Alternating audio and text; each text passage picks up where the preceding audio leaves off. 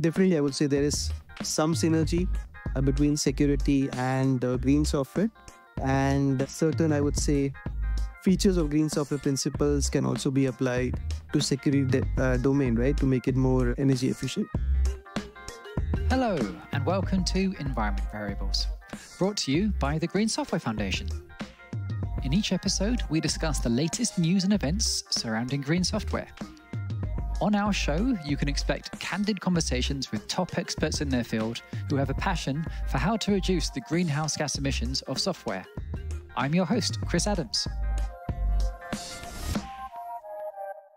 Welcome to another edition of the Week in Green Software, where we bring you the latest news and updates from the world of sustainable software development. Today, I'm your host, Anne Currie, so you're not quite hearing the usual dulcet tones of Chris Adams. You will have to do with me instead. But as usual, we'll be talking about the world of green software and what's going on at the moment. And today we're going to talk a little bit about how being green matches with FinOps, which I think is very true. And I think that's a really important part of the story. So we'll be talking a little bit about that. We'll also be talking a little bit about code and code efficiency, which I'm much more, you have to be very careful about code efficiency. So that's the part that we need to be really careful about. What's the context there when we talk about code efficiency? And finally, we'll talk about the intersection of cybersecurity and AI development. And we'll be talking a little bit about GreenOps. And there is a new Green Software Foundation project, a GreenOps project, which is aimed to look at how we can embrace AI and use AI without totally throwing all our green principles out of the window. And I think that is absolutely doable, but we need to think about it. We need to go in a very knowing way. So, as I said, I am your host today, Anne Currie. But first, I'm going to introduce our guest, Navveen. Navveen, do you want to introduce yourself? Thank you, Anne. Hi, everyone. I'm Navveen Balani. I'm the Managing Director and Chief Technologist for the Technology and Sustainability Innovation Group at Accenture, working at the intersection of technology and sustainability. I'm also the co-chair of the Standards Working Group and the Impact Engine Framework at the Green Software Foundation. I'm a Google Cloud Certified Fellow, a LinkedIn Top Voice, and author of several leading books. Very glad to be part of this podcast. Thank you very much, Navveen. It's very good to have you. So just a bit of context from me. My name is Anne Currie. I am one of the co-chairs of the community group of the Green Software Foundation. And I am also one of the authors of the new O'Reilly book, Building Green Software. So that fills you in a little bit on my background. So before we dive into the articles this week that we're going to be talking about, it's just a reminder that everything we talk about will be links in the show notes at the bottom of the episode. So you can read the articles that we're talking about. You don't just have to rely on us telling you what was in the article. So, well, let's move first to the first article from today, which was in Computer Weekly, and it was called Green Coding. It was basically a puff piece by a company called CloudBolt, who look at code efficiency, cloud efficiency. So taking it beyond FinOps, beyond dollars, pounds, and pennies. So actually, but it was a very good article, I thought, and I was very pleased to see it in Computer Weekly. So it was about how GreenOps and FinOps are very aligned. They're very combined. And I'm in complete agreement on that. It's a good article. It doesn't tell you anything that you won't know already by knowing that FinOps and GreenOps are quite aligned. And they're all aligned through the fact that in the end, being green, a lot of being green, not all of being green, but a lot of being green is about cutting down on how many machines and how much electricity you are using to run your systems, which generally speaking cuts down on the cost. So cost is somewhat of a proxy measure. It's not a perfect proxy measure, but it's somewhat of a proxy measure. So the question that Chris Skipper, our excellent editor, has left me and Navveen to discuss is about considering the role of infrastructure as code in enhancing cloud efficiency. How can developers ensure that their infrastructure as code implementations are aligned with sustainability practices to reduce both costs and environmental impact? So, Navveen, what are your thoughts on that subject? I think that's a great question. Yeah, I agree. Developers need to embed sustainability as part of the infrastructure as code implementation. And the frameworks that I suggest developers apply is based on our software carbon intensity specification from our Green Software Foundation, which also recently received the ISO standard recognition.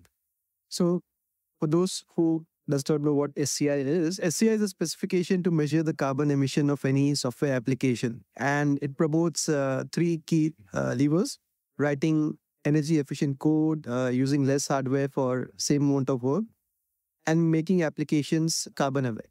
And if you apply this strategy to infrastructure and the code, first you start with writing energy efficient code. So developers can focus on optimizing resource utilization by right-sizing resources and implementing auto-scaling. This means allocating only what's necessary for each workload and also adjusting dynamically based on the demand. Second strategy is around using less hardware for same amount of work. So this basically involves automating resource management, like automating the shutdown of non-essential resources during off hours and starting them during peak times. You can conserve energy and cut cost. Also, tagging and monitoring resources usage helps identifying optimization opportunities and eliminates waste. You can also go with serverless architectures in your ISC code, particularly it's quite effective as they scale with demand and eliminate, let's say, any provision requirements. And finally, the third strategy is how do you make applications more carbon aware. And that's where, as part of your infrastructure code, you can say that I want to deploy a particular workload in a clean-free region. So you can basically apply strategies like region shifting and time shifting and selecting cloud regions which are running on renewables, and also maybe deploying workloads or scheduling jobs when the carbon intensity is low. So all of these strategies can be definitely applied and designed as part of your infrastructure code. That's a very thorough answer, and there's loads to unpick in there. Lots of different things, and some things I think at the moment are very aligned with FinOps and cutting your costs, and some things are not aligned yet, but are almost certainly going to become aligned in the future. So, for example, you talked about operational efficiency and automation, which is interesting. Obviously, operational efficiency, if you use fewer machines and you use less electricity, your bill goes down. So that's all good.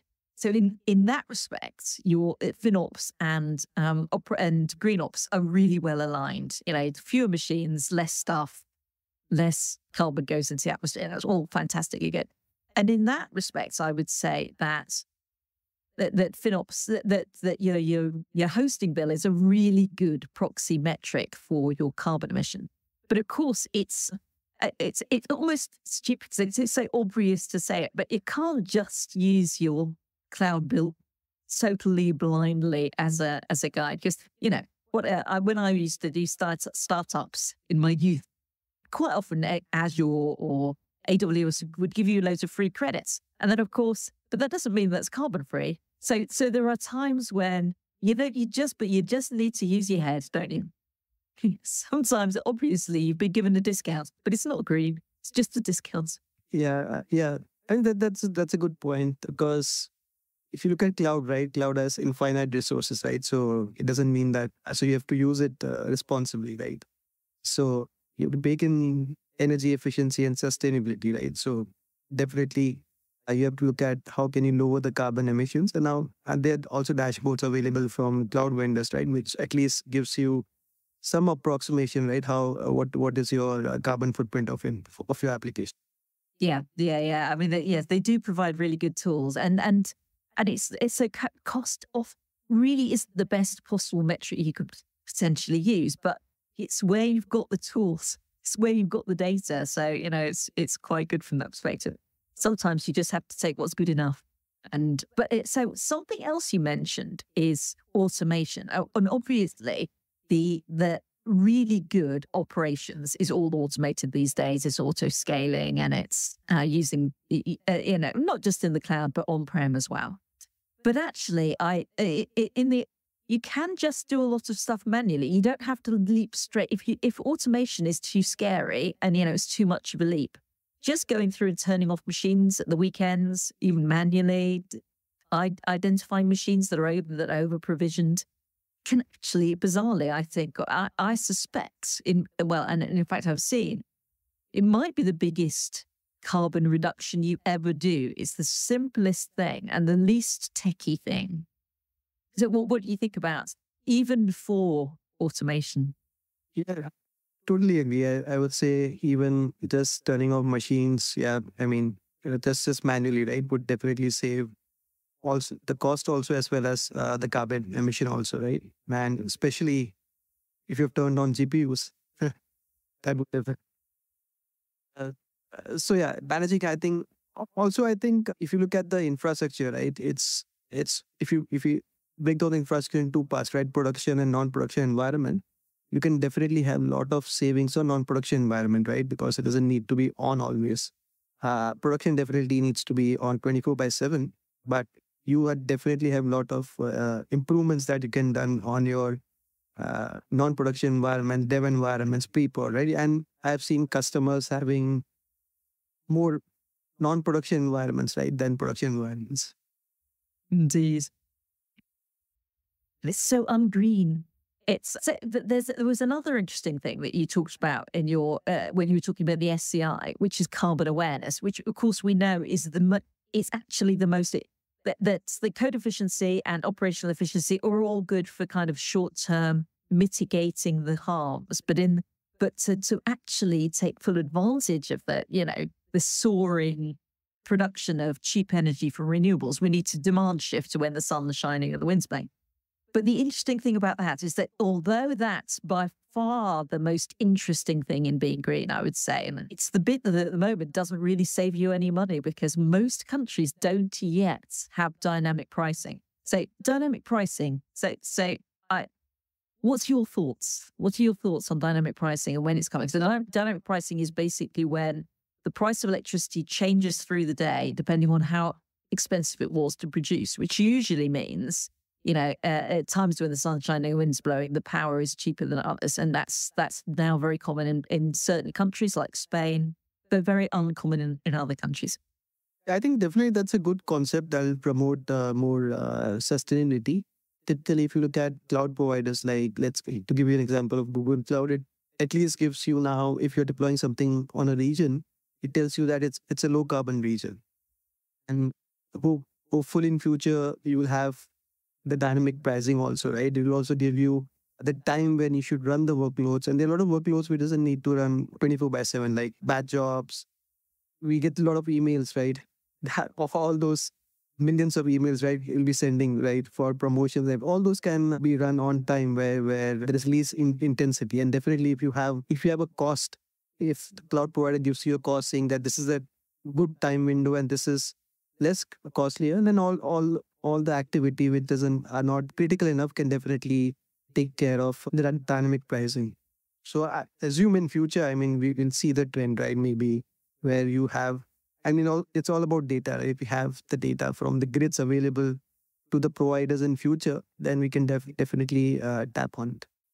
Yeah, I agree. It's a bit of a shame. It's where there's the hole in the alignment of GreenOps and FinOps at the moment that is incredibly green to demand shift, but you don't necessarily get money off for doing that.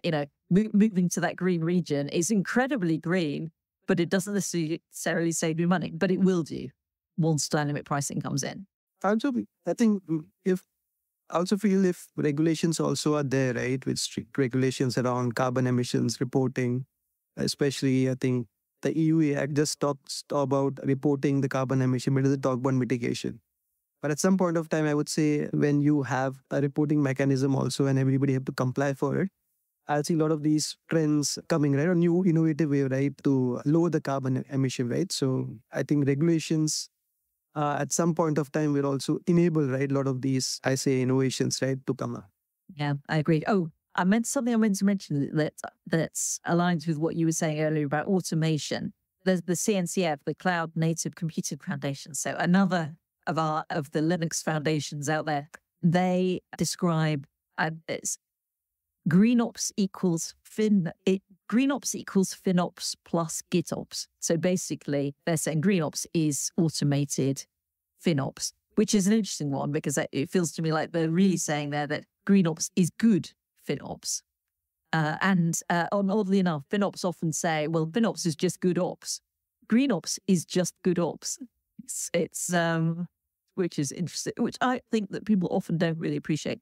But no, sorry, I'm taking the final word there. And I will leave the final word to you, Navveen, on FinOps and GreenOps. I'd like to end with what you said, right? So when you start with DevOps, where you decide to automate something, then the FinOps came, right? So because cloud resources were getting expensive, right? And now we have GreenOps, right? So we have to look at it in holistically, right? Across DevOps, FinOps, GreenOps, right? And ensure you take care of both the cost and carbon, right? And keep it under control.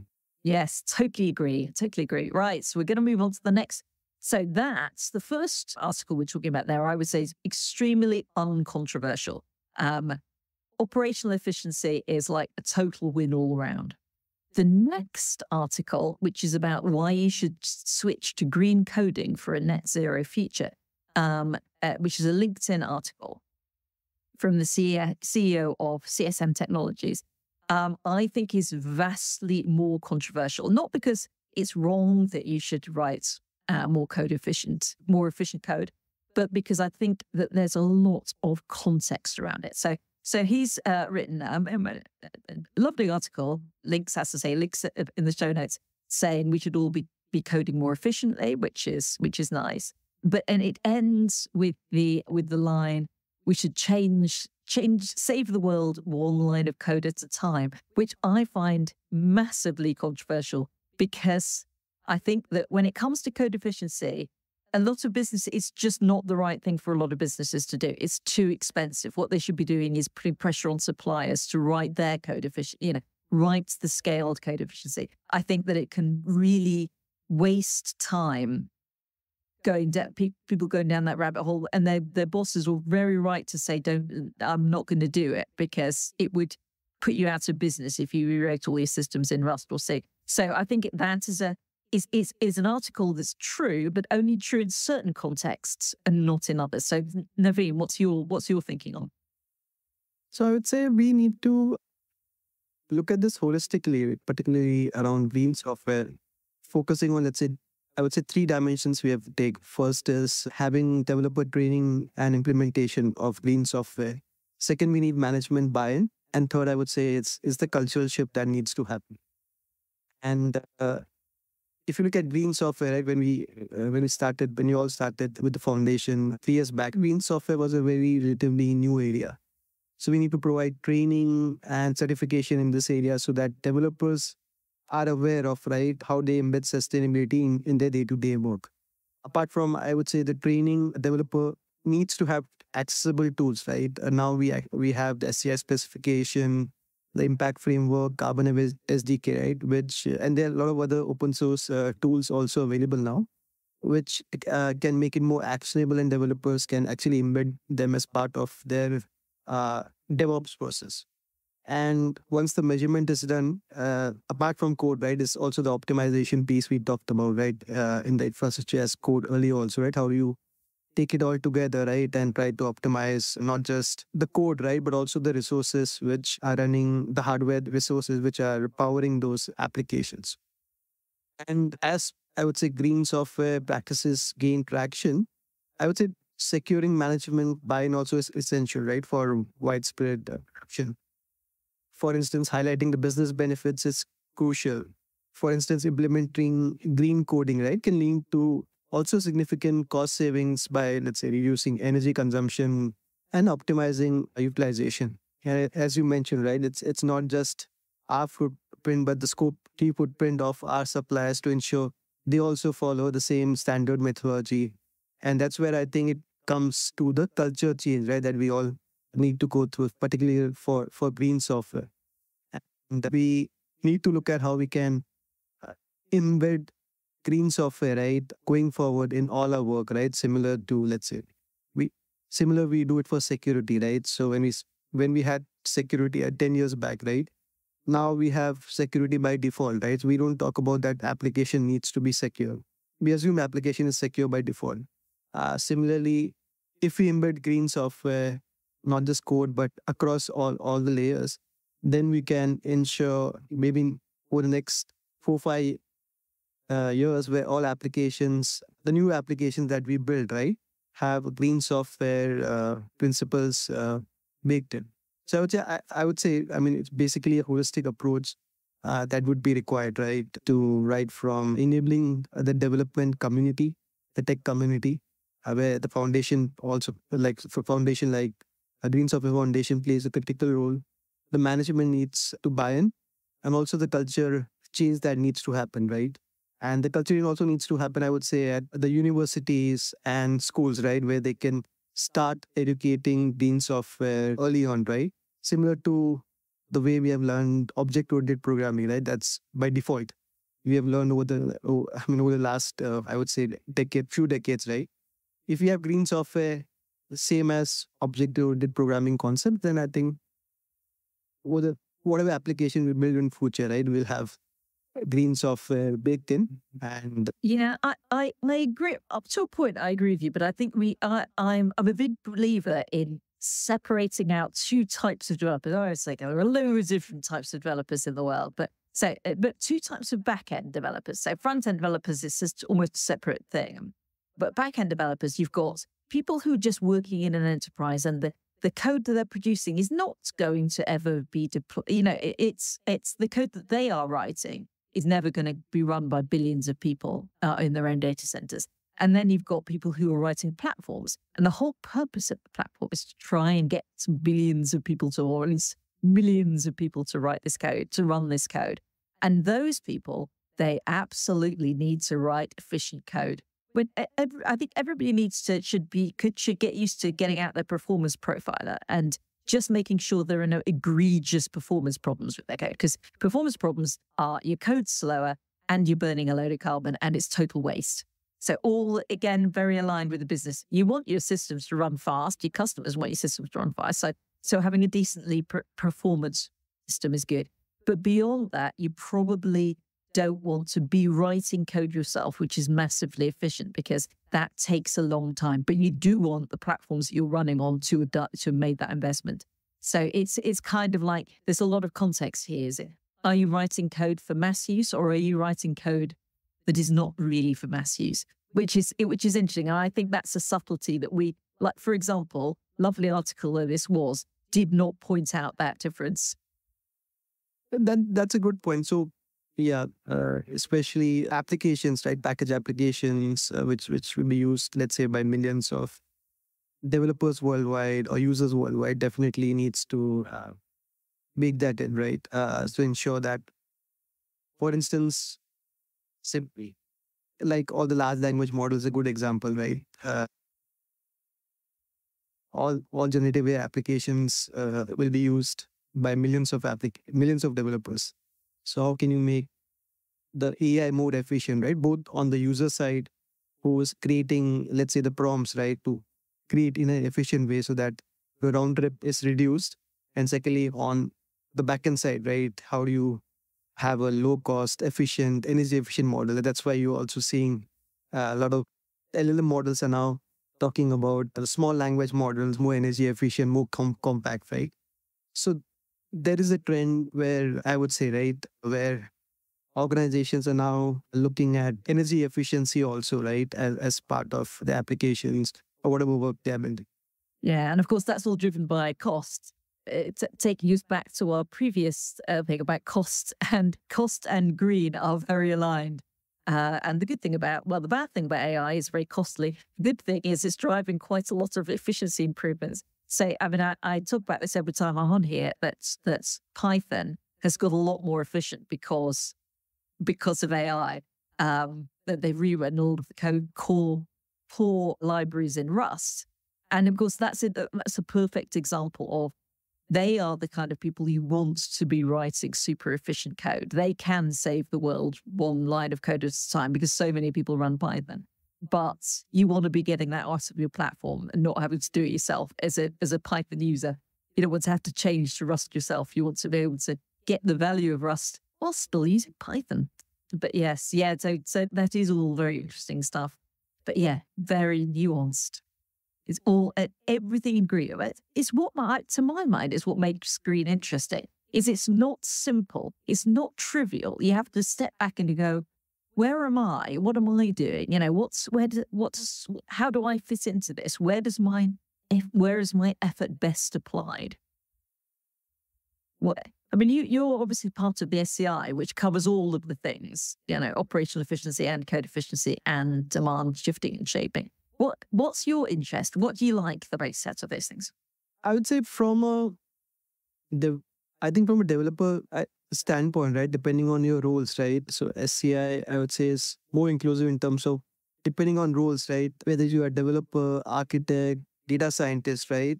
All have various parts to play, right? To reduce the carbon emission and make applications more energy efficient. So depending on your role, for instance, if you are building app or you're a developer writing code, right? Then you can definitely focus on energy efficiency. And it's not, as you mentioned, right? It's not just moving towards a C plus C or C++ language, right? Which is more efficient. So you have to basically look in the context of the work you are doing and trying to optimize it, right? So you have to do that trade-off as a developer and what libraries access to make it more efficient. Second, I would say the whole hardware optimization. I think in terms of where all the DevOps, cloud architects comes in, how there are various custom chipset from various vendors, right? How can you best utilize from an infrastructure point of view? And third, I would say is more strategic in nature, right? In terms of how do you bake in the whole carbon away computing concept, because that's new. You need to have data providers. You need to tie up with various licenses, which are actually costlier, right? If you look at getting the real-time data, right, from various providers. So how do you bake that in the application? So more of a strategy kind of work and thinking. So in that way, I would say depending on your role and context, right? I mean, whether from developers to architect for data scientists, right? Each can find definitely a value in SCI and then try to reduce their scope of work. Yeah, it's interesting. When I first heard about the SCI, I was a bit dubious about its value, but I have completely changed my mind on that as time goes on, especially because I teach people who are green software and one of the things that often comes up is people wanting to be able to do like for like measurements. And I think that I originally thought the SCI was about a standard that you could compare between applications, and that was where the value would lie. And I was a bit dubious that we could realistically do it. And now I've realized that I like that the SCI has stayed fairly woolly and loose. It's more conceptual than it is a specific implementation. And I like that because really it means that companies can choose their SCI score. They can choose how to define their SCI score for their applications and choose what the denominator is going to be. So it's per user or per transaction so everything, something that's specific to them. And then it's essentially for like. So you can say, well, last year it was this and next year is this, and you can average it over time so that you saying you don't say, well, I'm comparing a sunny day with a non-sunny day, or all those kind of things. What I like about the SCI is its very kind of conceptual high-level nature that forces people to think, well, actually, how do these things apply to my system? You've got to use your head. You can't just follow it. You can't follow it blindly because it doesn't make any sense if you do that. You have to say, how does this apply? Forces you to think, which I like. Yeah, I think that's a good concept, particularly if you look at SCI, right? It's for an application. So you have a better control rather than giving you the carbon emission of all the applications, right? Which typically is given by various cloud providers. Given an application, then you have a better control.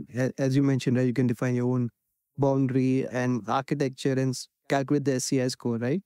And the intent is to basically, as you deploy new versions, right? The intent is the SCI, you should look at how you can reduce the SCI score, right? Yeah. We can't achieve zero, but definitely across releases, right? How can you make it have a lower SCI score? And the point you made about the comparison also, right? So you're comparing your application was versus your previous application that you have deployed. Right? So it's not about creating two applications from two different organizations, right? We're not there yet. It's about currently using this methodology, right, for your own application and trying ways to reduce it. Yeah, which makes a lot of sense to me. So many years ago when I was more youthful, I used to work in retail. And in retail, like for like comparisons are very important. You want to be able to say, well, this year we've made more money than last year. But you can't just say, this year we made more money than last year. You can, but it's not all that useful. What they actually want to do is per thing. So in retail, it's often kind of per square foot of retail space balanced for kind of like, well, how expensive was that retail space? So you're not comparing it, say, well, this year we made more money on the same on the same amount of floor space, but it was in London versus it was in the middle of the desert. It's kind of like you've got to come up with your own like for like measure, so that you can say, well, is our business improving or is our business getting worse? And the SCI is exactly the same. It's the concept of like for like. It's for you to check, rather not for you to check against other people. So yeah, it's I've been completely won over to the SCI. I was highly dubious to start with. Right. That's a good example. Yeah, that's a very good example of a retail. I also use that. Right. So now we'll go to the final thing we're going to talk about today, which takes it from a slightly more holistic perspective. So this was an article in Silicon Republic, and it was a Q&A with the chief security officer of an AI company. They was talking about basically her premise, and I totally agree with it, is that cybersecurity is very aligned with being green. As an article, doesn't give you an awful lot of information. But I think basically, that there's the idea that I think we should be discussing is security and green aligned. And you Navveen, you've talked a little bit about that, about in terms of building security in is like it is. We've learned to do that, and we should learn to do green things, build green things in the same way. But separately to that, are there security benefits to being green? What do you think? I would say, yeah, definitely there's synergies between security and green principles. So I like to, again, give that example of SCI, right? If you want to break down the methodology into three parts, right? Making applications more energy efficient, right? So if you look at the security algorithms, right? How can basically optimize the security algorithms to, let's say, use fewer computation resources? Particularly, if you look at the security stack, right? They also have evolved from various encryption and cryptography software, right? And now I think you have various key ciphers available across different dimensions. So they're already following this, I would say, practice, right, of making encryption, security, right, more performance and more easier to adapt.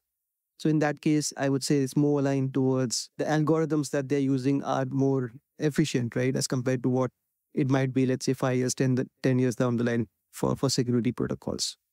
And similarly, I would also say new strategies can also be applied for security scanning. For instance, the vulnerability scanning is one commonly used, right, to identify any threats, maybe in cloud or maybe in desktops and other systems, right? That can actually take the advantage of running it on a time, right, where the carbon intensity is low.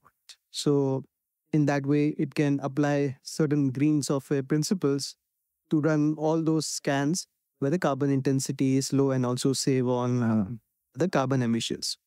So definitely, I would say there is some synergy between security and green software, and certain, I would say, features of green software principles can also be applied to security domain, right, to make it more energy efficient.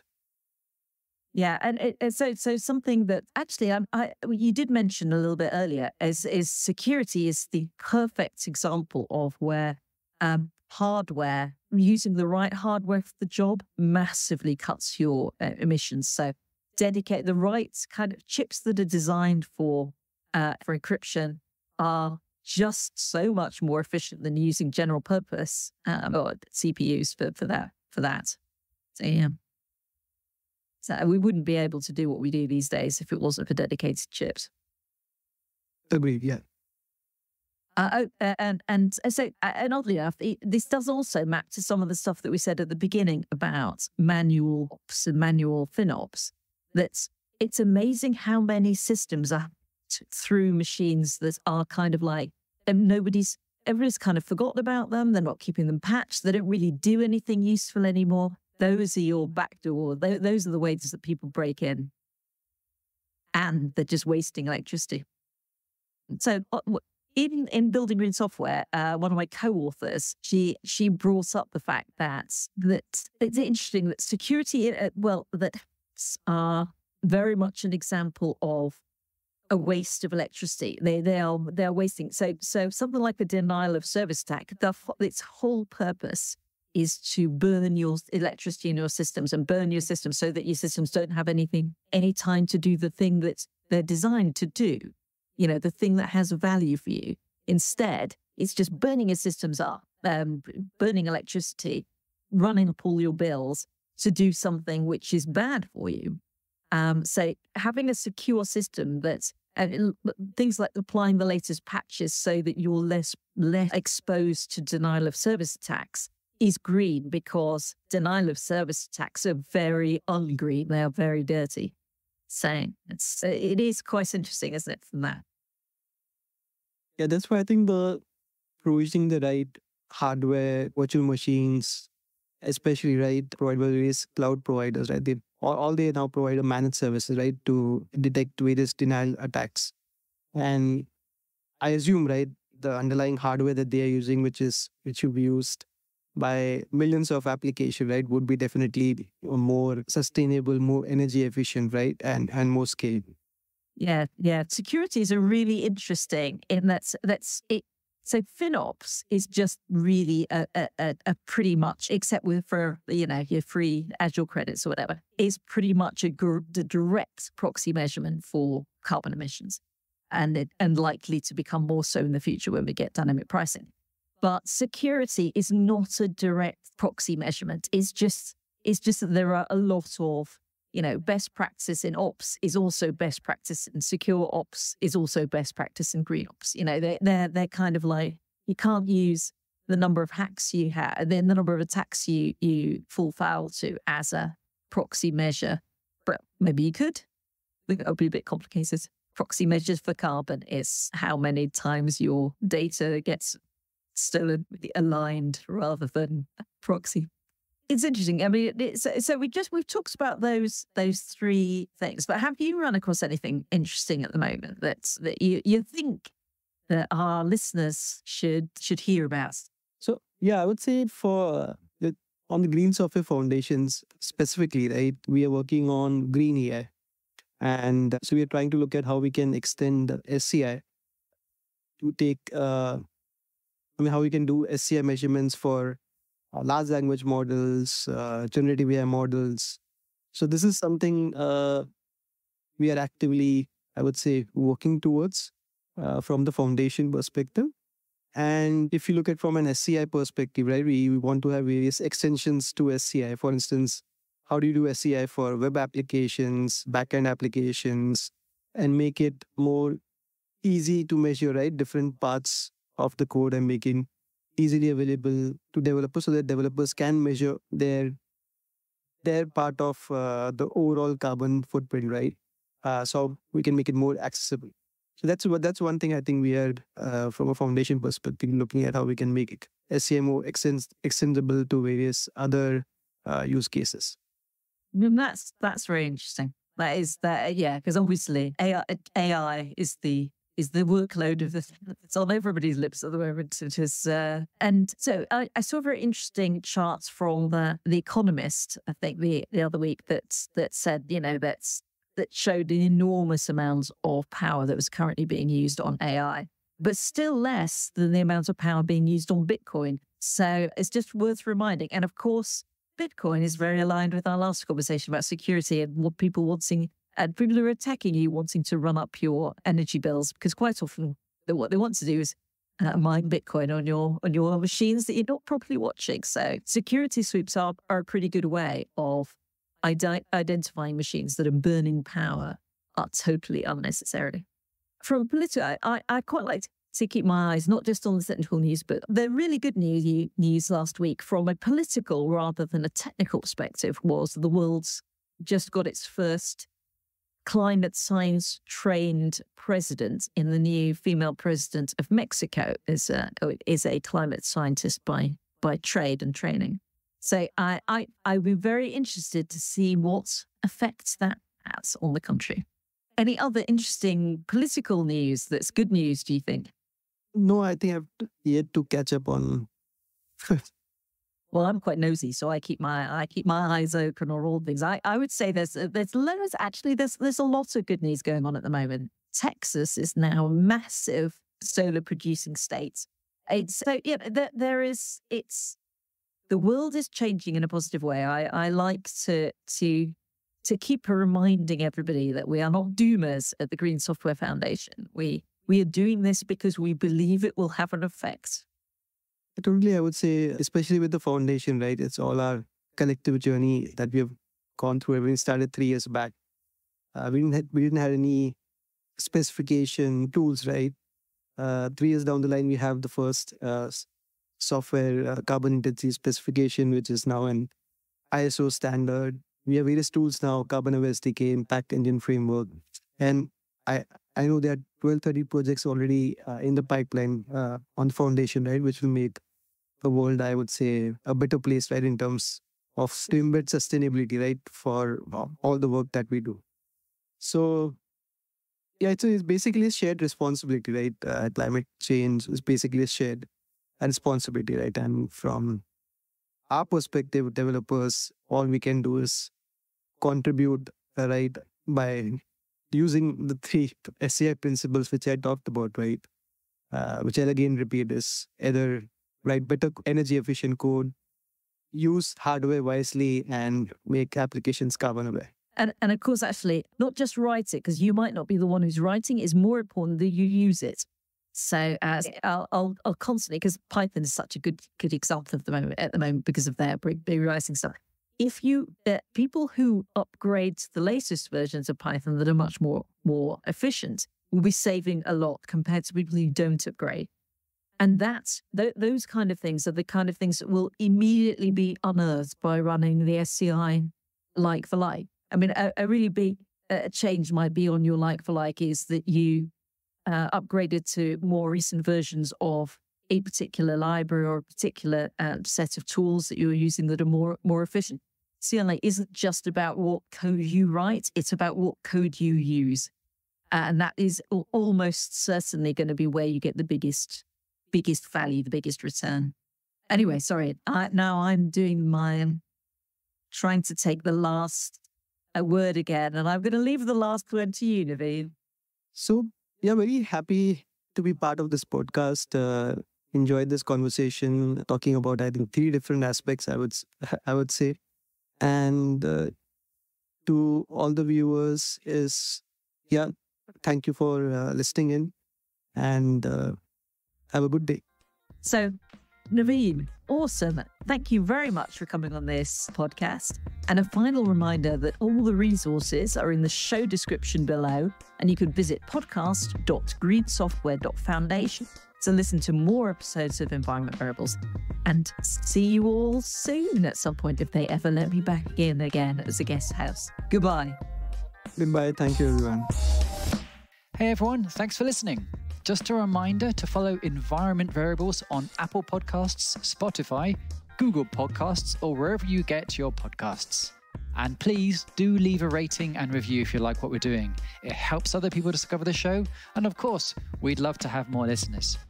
To find out more about the Green Software Foundation, please visit greensoftware.foundation. That's greensoftware.foundation in any browser. Thanks again, and see you in the next episode.